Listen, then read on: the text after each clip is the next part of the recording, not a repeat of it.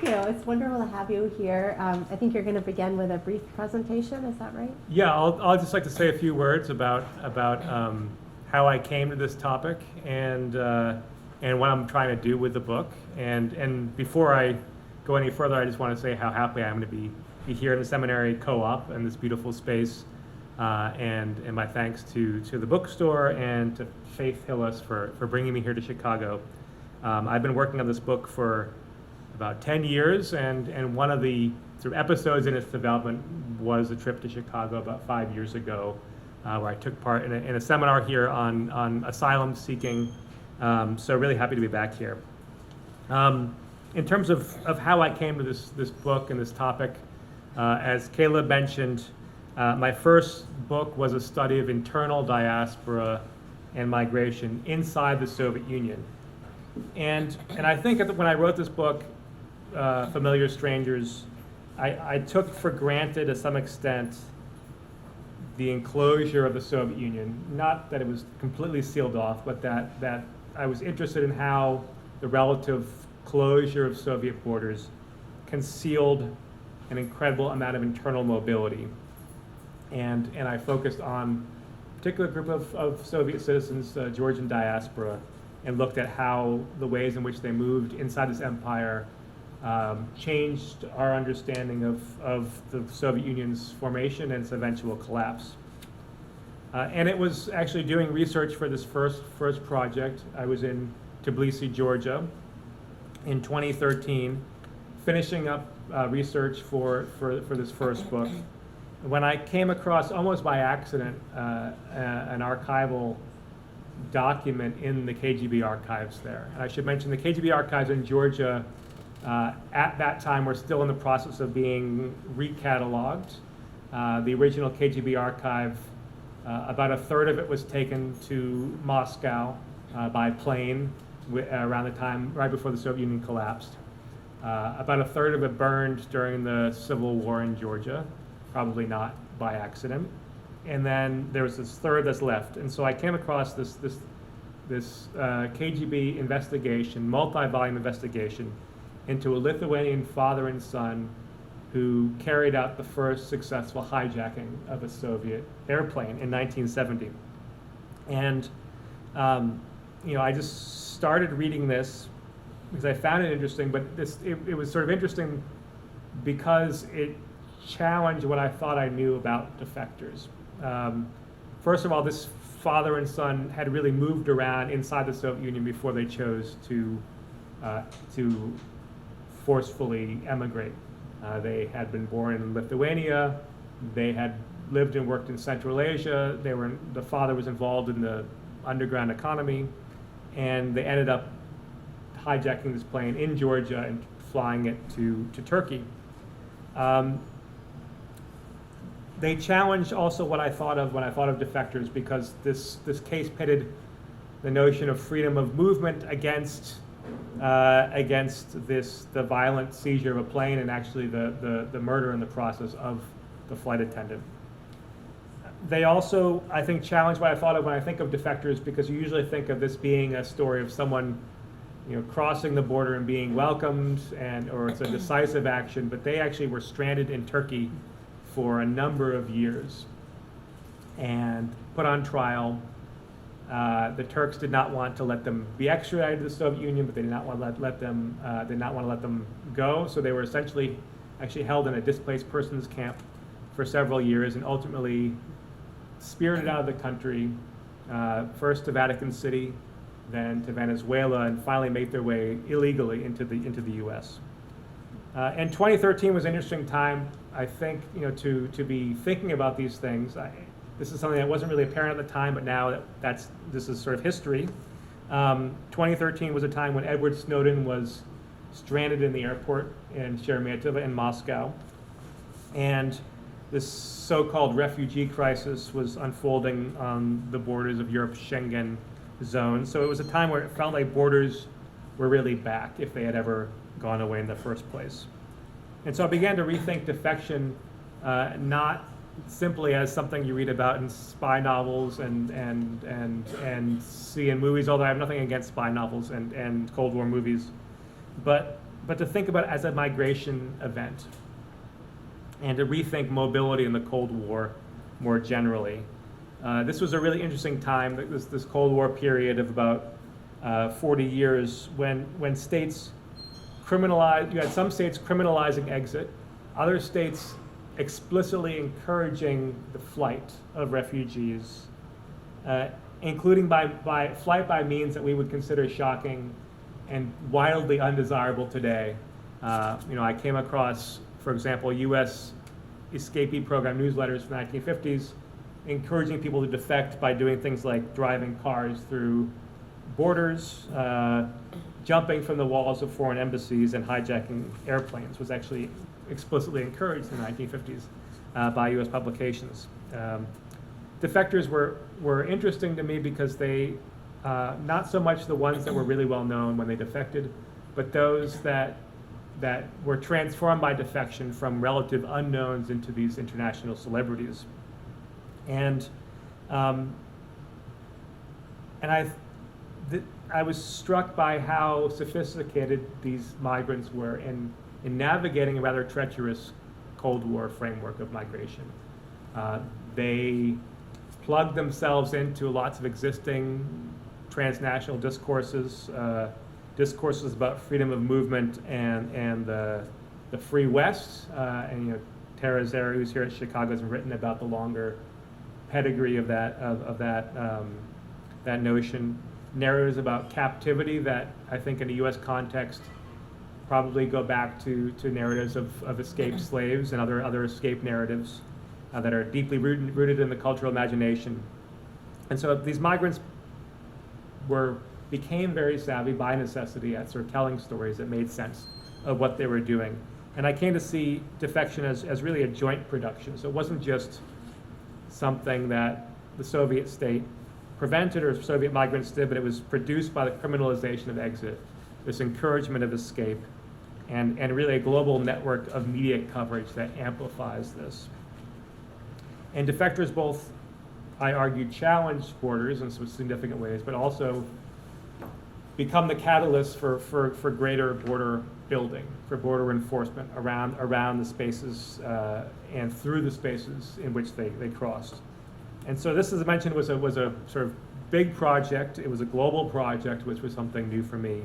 It was, over 20 different archives in 5 different countries. I was very fortunate to be able to work in Ukraine and Russia before the full-scale invasion. I also worked in some private emigre collections and did some interviews, including with one of the hijackers that I mentioned. The other interesting thing about this, at least for me as a project, was that I read beyond just, I was trained as a Russian Soviet historian, but I tried to read beyond that. So I read, found myself reading like U.S. immigration history or histories of international law, really to understand the things I was finding along the way. And so the book is structured in a way that each chapter looks at a different type of border at a time when that border really came to the fore in the Cold War. There are chapters that focus on these in-between liminal border spaces, such as refugee camps, embassies, both sides of the so-called Iron Curtain. I look at episodes of defection on the high seas. I look at episodes of defection in the skies. And I look at how the U.S. and the Soviet Union and their allies are interacting in these spaces, and how defectors are navigating them and trying to navigate this really fragmented landscape.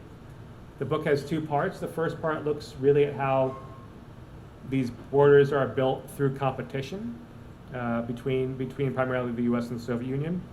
The second part looks at how this competition continued on an individual basis, but how the superpowers increasingly colluded, worked together in some explicit ways, sometimes in some tacit ways, to try to tame spontaneous migration through these spaces. And so this notably occurs against the backdrop of decolonization, where you have essentially an earlier part of the Cold War where there's this encouragement of flight, and then the later Cold War in which there's a growing effort to try to govern these spaces and push this governance onto newly independent states around the world. In terms of my key findings, I think what I found was that the motivations of these defectors were much more complex and even sometimes contradictory than what I expected. I think this study, like many other studies of this Cold War period, does emphasize how tenuous the so-called Iron Curtain was at certain times, but also how it generally works to restrain large-scale human movement. The cases I look at, I mean, the numbers of defectors are not huge. This is sort of talking people in the thousands rather than the people in the hundreds of thousands or millions of people. More surprising, I think, was this notion of some level of collusion between the U.S. and the Soviet Union. I sort of imagined this and saw this as sort of the formation of two global mobility regimes, with one which was upheld by the Soviet Union based largely on restraining exit, and the other upheld by the U.S. on limiting entry.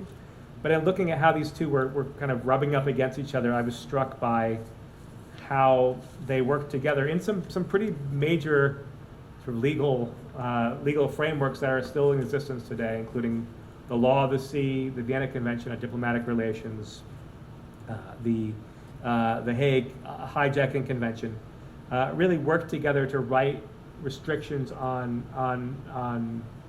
would-be defectors into international law. And so, taking this up to the present day, which is something I think we'll talk more about, defection, as far as I understand it, has really, faded from the spotlight. I sometimes ask every time I teach a Cold War class, I ask my students, like, do you know what defection is? And I get a few hands up, and people have different ideas.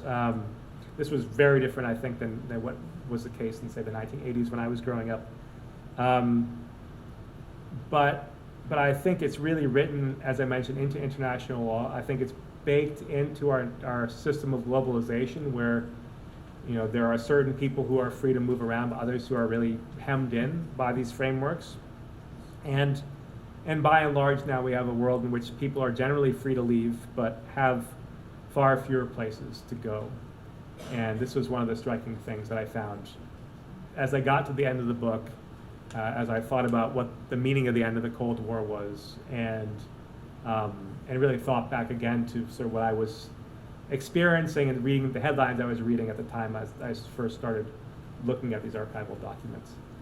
So I'll end there, and we can talk some more about it. Great, thank you. One of the things that's really interesting about this book is the kind of panoramic viewpoint, but especially the emphasis on these liminal spaces. You mentioned air, sea, refugee camps. So I actually thought we could start there. You argue that the idea of defection sort of took shape at the end of the Second World War in displaced persons camps. So can you talk about how that came about and what the significance of that was? Yeah. So the book really does begin in this chaotic post-war environment, and I think many people in the audience know this, but it really it bears repeating that World War II was created the largest instance of human migration in Europe's history. And among displaced persons, Soviets were by far the largest group. So you have this chaotic post-war environment in which you have millions of Soviet citizens displaced. Some had fled. Some were forced by the Nazis to. Some were forced to work in camps. Some were forced to work in German homes. There was just chaotic movement, people moving back and forth and not knowing where they were finding themselves. And so it's really in this post-war moment where you have this huge displacement of Soviet people, that the Soviet state really gets invested in reclaiming and retaining and returning citizens. There were, in the 20s and 30s, laws passed to ensure the return of official Soviet travelers. Punishments, leveled against first against sort of military and official personnel, then against ordinary Soviet citizens who traveled, but the primary focus of Soviet borders, I would say, before the war was primarily about keeping people out, right? The trouble was sort of coming from the outside infiltrators, outside spies, contraband, trade. But the post-war focus became really on retention and return. And so there's a massive repatriation effort. There is an understandable sense of demographic loss. And this whole effort, the place where it's really felt the most are in these displaced persons camps. And inside these camps you have Soviets operating, but you also have the American military operating. And you have lots of emigres who are often helping the Americans run the camps, who are encouraging Soviets not to return. And there are some, I would say the majority of Soviets do return, but those that remain get really bent on remaining, and they're concentrated in the American zones. And the U.S. initially and Western Europe is initially not particularly keen on taking all these people in, but over time, as the Cold War tensions rise, these people find themselves at the center of this competition and are increasingly resolute on staying. And it's actually out of this sort of discourse about who these people are that the notion of defection, that this was a political choice by these people, rather than the accident of history or the fault of the German army. This is a political choice that they're there. And I look in the book at a really pivotal case of Viktor Kravchenko, who was a wartime defector, who from the Soviet Union. He was an official posted in Washington, D.C. during the war. And although he defected during the war, he faces trial very publicly, very famously in the post-war period. And its trial takes place in Paris, and he essentially is accused. He writes this memoir, really the first major defector memoir, and he's accused of lying, and by a French communist newspaper. And so he sues them for damages, and this becomes actually this major so-called trial of the century. The Soviet Union supports this case with officials flown in, with all kinds of French communists involved. Kravchenko's witnesses are all displaced persons, and this sort of he turns displaced persons again from these wartime victims into these people who are making this choice to leave and to remain abroad. So I really see that sort of emerging, and you can really see. I just want to show one slide to illustrate this. The rhetoric around these people. This is from the Tolstoy Foundation, which was set up by Alexandra Tolstoy, who is the famous author's youngest daughter. And I worked in their archives. They were a major group advocating first for displaced persons, then for defectors. Again, she's describing DPS as people who left Russia because they did not believe in communism. So you had the real transformation of what the movement of these people meant. And I think that trajectory carries forward through the whole Cold War.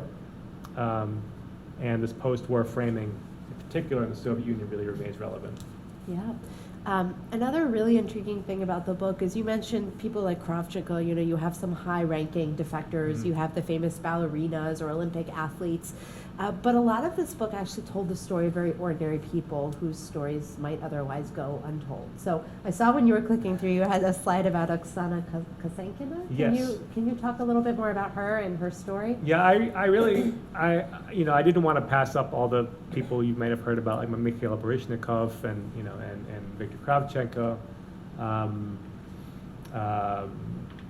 Nikolai Khokhlov from the KGB, but I was focused on peoples whose defection as an act of migration was sort of most distinctive, right? That sort of seemed to speak the most about this unique Cold War context, and these people who were relative unknowns who became celebrities. And Oksana Kosenkina, you can see here on the left, is really one of these. This is someone who was a Soviet school teacher. She was posted to New York. There was, in the post-war period, a fairly sizable presence in New York of Soviet citizens. The position of this community was getting increasingly tense during the early Cold War. This is the summer of 1948, so it's a Berlin blockade. But still, the Soviet Union has not only a consulate, but they have a compound in Manhattan. They have a compound outside the city, and they have a Soviet school. And she's teaching at the Soviet school, so she's teaching the children of Soviet diplomats. And she is just such an interesting person, and again, someone who confounded what I thought about when I thought about defectors, because she is someone who defects in this dramatic way. She actually jumps from the roof of the Soviet consulate to the street. This is instantly known as the Leap to Freedom, and she in fact writes this memoir called Leap to Freedom. This is her in her hospital bed where she's giving an interview about how she's escaped from the Soviet consulate. But what's so interesting about her is really how confusing her story is, because she actually had tried to flee once before to the Tolstoy Foundation. Tolstoy Foundation had a farm outside New York, in Nyack, New York, where they sheltered would-be defectors. And so she flees there. She's almost immediately miserable with these Tolstoyans because they put her to work in the kitchen, and she just thinks this is beneath her, and they're suspicious of her. A lot of white emigres there who want nothing to do with this Soviet school teacher. And so she actually goes back to the consulate and then changes her mind again and jumps from the consulate. And so again, I think this is such an interesting story because she's able to grab the headlines as just an ordinary school teacher. The journey is much more back and forth than I anticipated, and that's the case with many of the people I look at. She's sort of going through these liminal spaces of sort of asylum for defectors and these foreign outposts of the Soviet Union. And no one's really sure what to do with her when she defects. So she defects, she writes this memoir, she's on the front page of all these magazines. But after a few years, even her American handlers aren't really sure what to do with her. She's unhappy.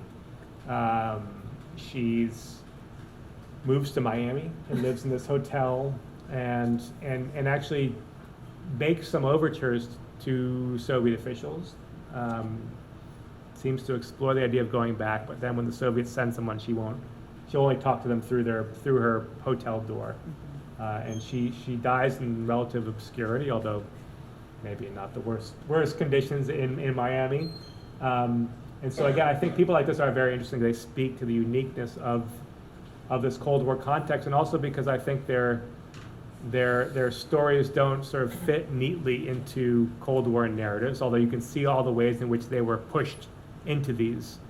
Because the Soviets too have their own story of why she left. They believe she was kidnapped by reactionary emigres and then had a mental episode and jumped left from the consulate. And the last thing I think that I'll say about this is that what's also striking is not just that these people become really famous, but their actions have real consequences for international law. So this is 1948. In about 13 years, you have the Vienna Convention on Diplomatic Relations, which defines the boundaries around embassies and consulates in a way that would have prevented her defection, because she jumps still inside the courtyard of the consulate, and New York police enter the Soviet consulate to take her out. So this would have been prohibited. Embassies are much more walled off after this.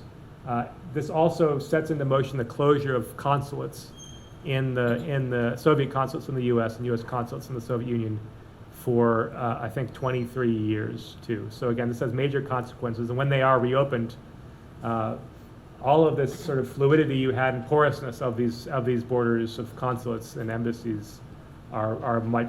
Things are much different. Like things are much more fortified. So this is one of many sort of interesting cases of these people. I try as much as possible, although it's hard, because reading migrant voices through state archival materials, and even reading migrant voices through their own memoirs, because the memoirs are often ghostwritten or written by publishers who want to push people to write a bestseller, because many of these books did sell a lot of copy. Is very tricky, but I try as much as possible to sort of look at some of the ambiguities in her experience. And that brings up the question of propaganda, because as you're pointing out, a lot of people you point out changed their minds or had one opinion and then had some other opinion, or defected and then decided they made a mistake. But surrounding them was this tumult of propaganda on both sides. So how did you see that factoring in the conversation as well? What did that do to these stories or these individual choices? Yeah, I mean, I think that the propaganda is interesting because it was so. There was obviously the propaganda the U.S. was pushing out, through Radio Free Liberty, Radio Europe, there was the whole U.S. escapee program, which was in parallel to the Defector program, and really promoted this notion of escape from the Soviet Union. Really, I mean, knowing, and I read the classified documents, the U.S. sort of encouraged us, knowing the Soviets would then harden borders and not a lot of people would come. But they promoted the idea of people escaping. But then you have people in the Soviet Union listening to this and hearing these stories, often told by people who defected before they did, arriving in the West and knowing kind of exactly what to say and how to navigate, the refugee system by telling the right sorts of stories about why they left and what their motivations were. And in fact, there were even, like, in a way that sort of speaks, I think, to post-war U.S. media history. They were even, part of their debriefing interrogation process was asking them, like, what programs did you listen to from Voice of America? How would you rate these programs? What were the effective ones? Which ones encouraged you to escape? So there was like a feedback loop with the sort of stories that were being told. There was also a sort of Soviet side that was almost an inverted version of the propaganda, that people were being lured out of the Soviet Union on false promises,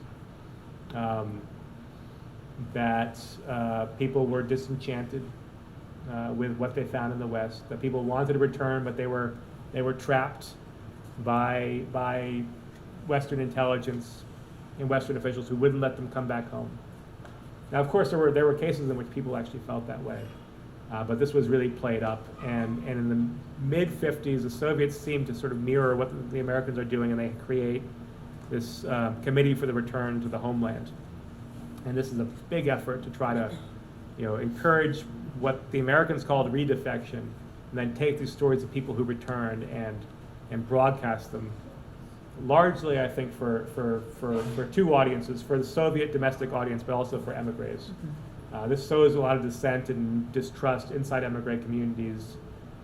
I think it has limited impact inside the Soviet Union, but some of these stories are made into movies, are made into children's literature or teen literature. So that does, I think, seep into the popular mindset that people who emigrate are basically kind of undergo this process of social death, can only come back at great peril and have to go through this long redemption narrative. And that was one of the things I looked at, was the Soviet thing. They had their own radio station that was sort of the counter Radio Free Europe, Radio Liberty. They had their own newspapers. That was sort of set up through the 50s into the early 60s. And then that largely ceased, and they finally realized that maybe if they want to get people to come back, they can start lessening the prison sentences that defectors get when they're coming back. But that was always the tension. Like, they wanted people to return, but they also wanted to prosecute them. And I think most of all, they wanted to make stories out of them. They were more interested in some ways in the story that could be made out of them than in getting the person to come back.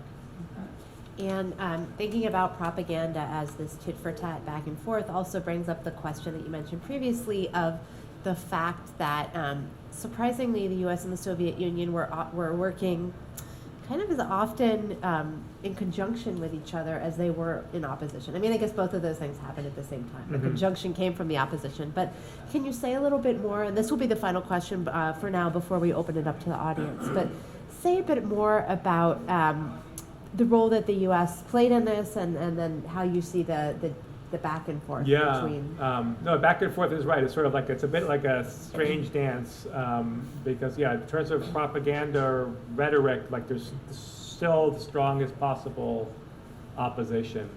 And there's still competition for some really prominent individual defectors. But there is, I think, a growing sense that it's not in the U.S. interest nor in the Soviet interest to have this spontaneous migration, this ungoverned migration, this migration through spaces that really are kind of undergoverned, that have not, there's some resting on norms and but like places like embassies, the high seas, airspaces, both states become really invested in trying to regulate that. The U.S., I think, because they don't want people to sort of make their way into U.S. embassies to claim asylum, or jump ship in American ports, or certainly hijack airplanes. The Soviet Union, in part because they want to retain citizens. They don't want another Kasenkino. But also because I think the Soviet state shares some of the same interests in having the architecture of globalization really rests on the ability for ships to move across the sea without unusual occurrences happening, for airplanes to take off, for embassies to function as both diplomatic but also economic sites of representation. And so beginning long before détente, really in the late 1950s and continuing in the 60s, you begin to see around certain instances the U.S. and the Soviet Union cooperating in some strange way, in a way that kind of baffles contemporary observers. And I'll focus, I guess, on the Kasenkino one, because this Vienna Convention of Diplomatic Relations, this comes out of a UN International Law Committee. And everyone expects this is going to be the usual Cold War exercise where the U.S. sort of talks about how interested they are in sort of free expression, and the Soviets, lambast the U.S. embassies as bases for international spying, and then the U.S. says, no, you're the ones using this for spying, and that all happened. But behind the scenes, the lawyers actually really do work together, and they agree relatively quickly on this joint regulation of diplomatic spaces, and they do this in opposition to states in the post-colonial world. We're only now gaining embassies for the first time, as well as some established but less powerful states in Latin America that want to push for a much more expansive notion of what an embassy is, to have things be more porous, to have more sort of regional arrangements, or even to have formalized diplomatic asylum, so that as an asylum seeker, that when you walk an embassy, you will have the protection of international law. And the U.S. and the Soviet Union both sort of band together, and in fact band together against post-colonial states with the sort of former imperial powers, France and Britain, to really wall off this system of embassies. And this is sort of one instance. You see the same thing at sea, where sort of state control is asserted on Soviet ships, and at the same time ships gain sort of broad right for freedom of navigation. And this sort of suits, again, the Soviet Union, which has this growing international shipping fleet, as well as the U.S. And so this was really striking. And it happened largely behind the scenes. It happened in a way, and I mean, I don't find them dull, but perhaps some people do, like these sort of international legal discussions. They even, toward the end of the Cold War, agreed that if someone defected, the Soviets would have a right to interview that person and before they formally were sort of brought into U.S. custody. They called it defector confrontation, and the Soviets agreed on the same. And so you had this sort of reciprocal arrangement designed to prevent people from going back and forth. So really, I think over time I saw globalization as really, sort of not about the loss of state power entirely, but about sort of the growth of state power to regulate movement and to regulate borders. And I think this only accelerates with the end of the Cold War and now with systems of surveillance and mechanisms of enforcement that the Soviets could only dream about. Indeed. All right, I want to open the floor to questions at this point. Galina? Thank you so much for the presentation. I think your book is raising very relevant questions, not only academic, but also a lot of them today. I wanted to ask a question about definition. When you said that, I hope, when you said that you ask your students whether they understand who defectors are, I decided to check whether I understand who defectors are. Okay. So, yes, I do. I wonder, why did you decide to call these people defectors?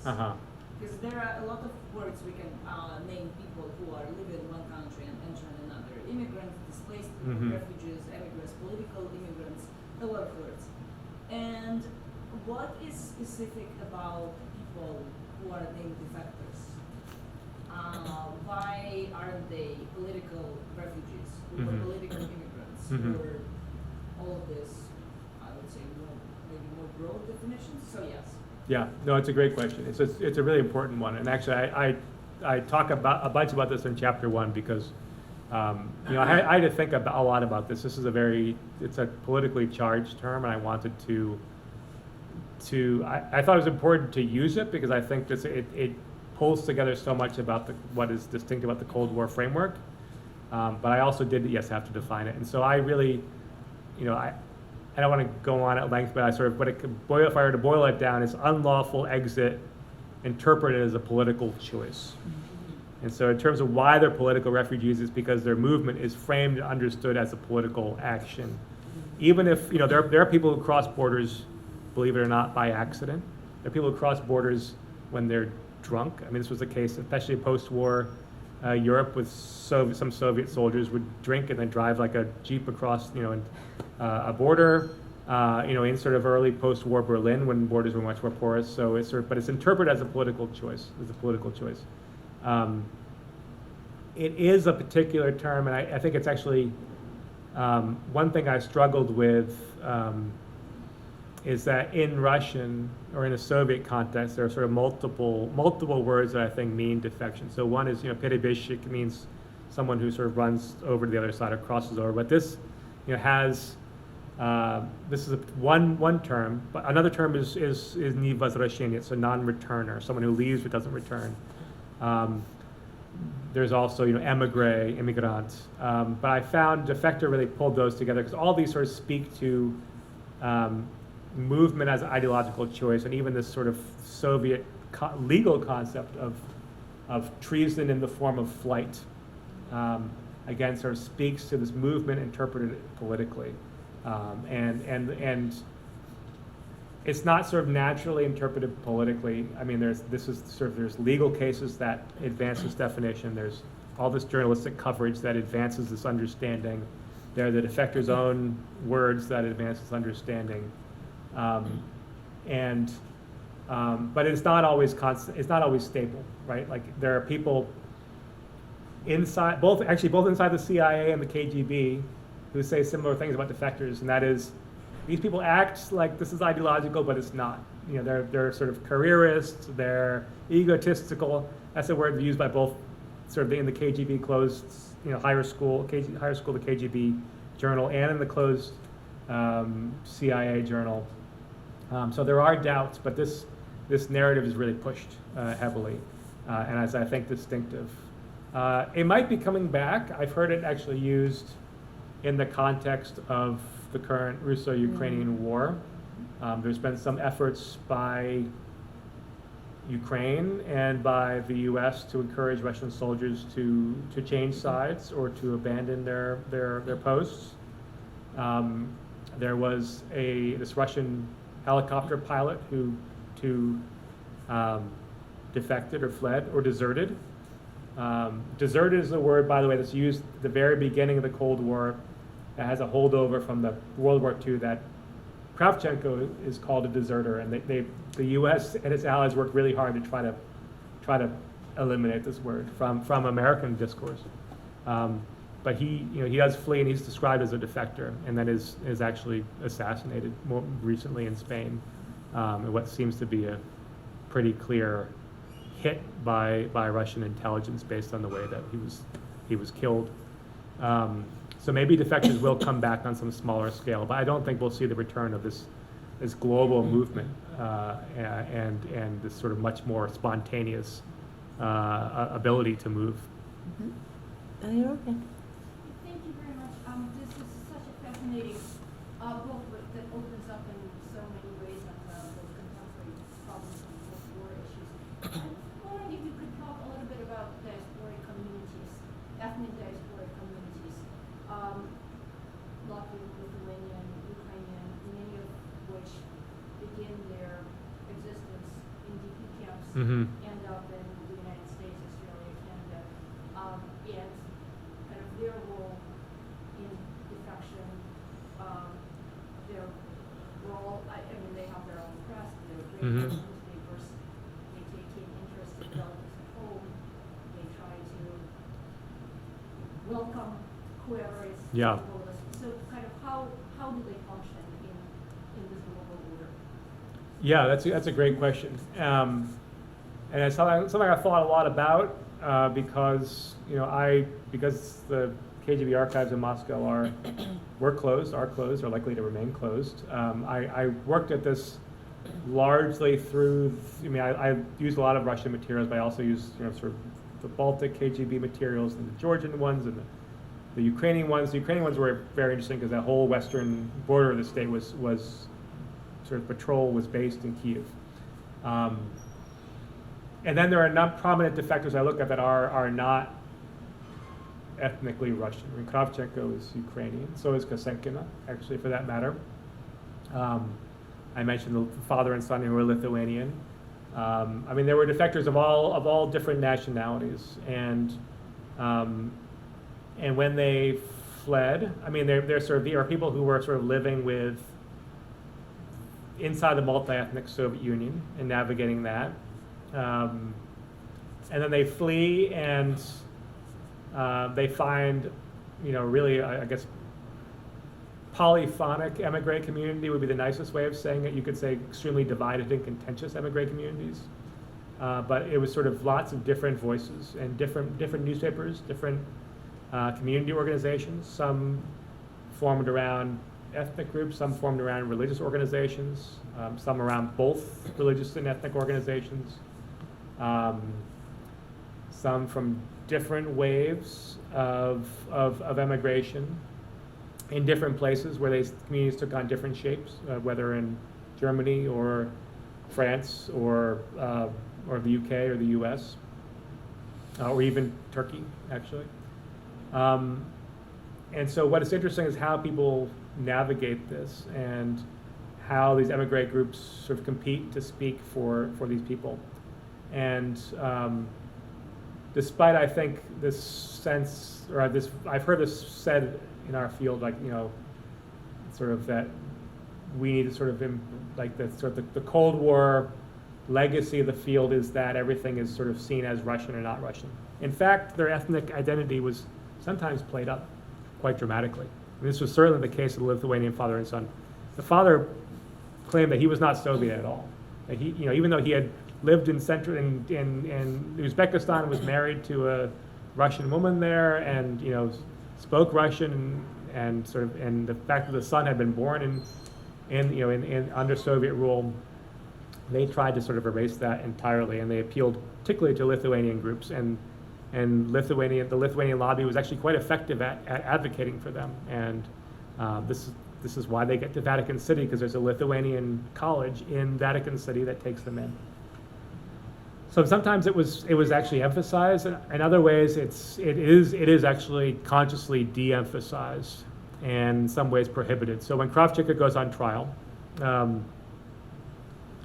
Kravchenko is a Russian-speaking Ukrainian, or Kosenko is a Russian-speaking Ukrainian from the Donbass region.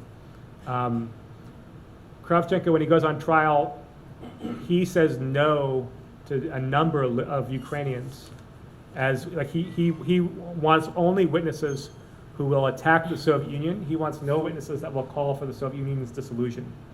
So, in the post-war, there are all these Ukrainian groups sort of claiming, arguing for independent Ukraine or for the breakup of the Soviet Union, and he is sort of just tries to avoid that issue altogether by only claiming people who will attack the Soviet Union, not people who will call for its dissolution. So I think sometimes it's emphasized, sometimes it's de-emphasized, and sometimes it's kind of more or less prohibited.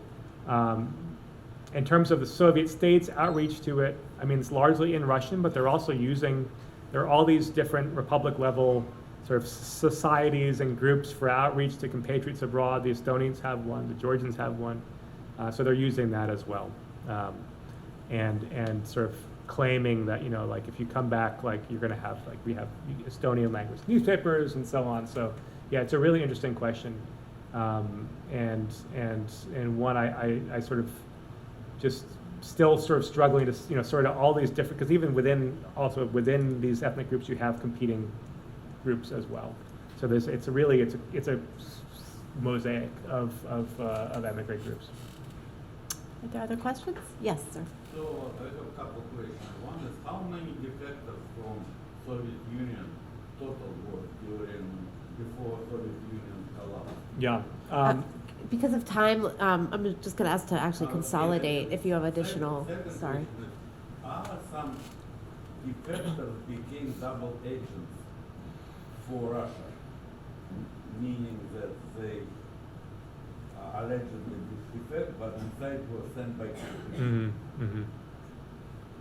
Should I answer that? Go for it, Okay. yeah. Yeah, great questions. So in terms of the numbers, I have some more precise numbers in my book, but it's really only several thousand people. The sort of biggest numbers are after World War II among Soviet soldiers and people stationed in Austria and Germany. Once the Berlin Wall goes up, the primary most popular place for defection is Turkey, which is a NATO country. If you look at Soviet borders, this was sort of the easiest place to go. You could go to Finland, but the Finns would return people who fled. But Turkey did not. But I do sort of argue that although they were small numerically, they were really important and to the sort of the Cold War competition and understanding migration at this time. In terms of were there double agents, yes, there were double agents. There were people sent specifically. This happens, I believe, even sort of in the early post-war period where you have this sort of really open migration. So yes, the Soviet intelligence is planting people in migrant flows, partly to keep an eye on other migrants, partly because it's a chance to infiltrate them. There's some people, though, where it's really hard to tell. They're suspected of being double agents, but it's not clear. There's a lot of suspicion around defectors, and a lot of the interrogation is designed to try to determine whether they are, and it's not always conclusive. There are also people who are coerced into cooperation with Soviet intelligence after they're abroad. The Soviet Union will sort of use pressure on a family member, a brother, a sister, a parent, a child, a spouse in the Soviet Union to encourage cooperation. I wouldn't. This is not the same as as sort of a KGB double agent professional, but these are people who are coerced into reporting on what emigre organizations are doing, reporting back on meetings they're going to, what other migrants are doing. These are sort of the primary things that the Soviet state is interested in getting them to provide information on. Okay, final question.